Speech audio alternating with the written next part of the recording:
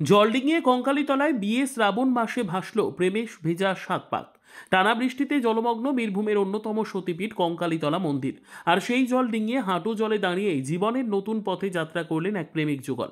শ্রাবণ মাসের এক অভূতপূর্ব দিনে কঙ্কালীতলায় সাক্ষী রইল এক ব্যতিক্রমী বিয়ের। বীরভূম জেলার ইলাম বাজারের বাসিন্দা প্রিয়তোষ রায় ও শ্রাবণী সরকার দীর্ঘদিনের প্রেমের সম্পর্কে আবদ্ধ।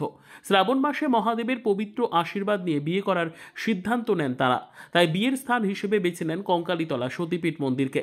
কিন্তু বিয়ের দিন বাদ সাধে প্রকৃতি। কোপাই নদীর জলস্তর বেড়ে কঙ্কালীতলা মন্দির চত্বর জলের নিচে চলে যায়। পুরো এলাকা হাঁটু জল, তবুও পিছুপা হননি বর কনে। বর ধুতি গটিয়ে আর কনের শাড়ি সামলে জলে নেমে পড়েন সাত পাকে বাধা পড়তে। মন্দির প্রাঙ্গণে জলে দাঁড়িয়ে থেকে সেরে ফেলা হয় বিয়ের সমস্ত অনুষ্ঠান। পবিত্র জল, শ্রাবণীর আধ্যাত্মিক আবহ আর মহাদেবের আশীর্বাদে সম্পূর্ণ হয় তাদের শুভ বিবাহ। এই অভিনব বিয়ে প্রসঙ্গে নববধূ শ্রাবণী বলেন, এই মুহূর্তটা আমাদের সারা জীবনের স্মৃতি হয়ে থাকবে।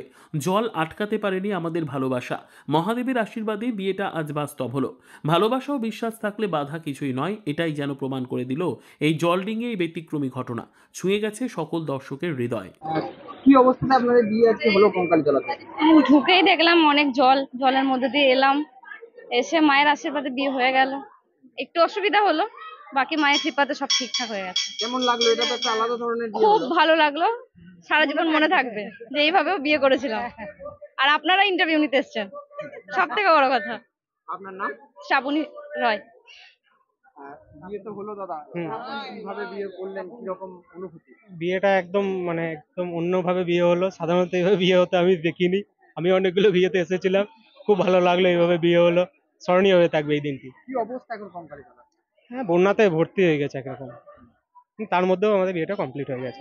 কতটা জল? জল পায়ের হাঁটুর কাছাকাছি, একটু নিচে। এক হাঁটু জল পেরিয়ে তার নিচে একটু, হ্যাঁ। তার মধ্যেই বিয়ে হুম করলেন। হুম হুম। আপনার নাম? প্রিয়তোষ রায়।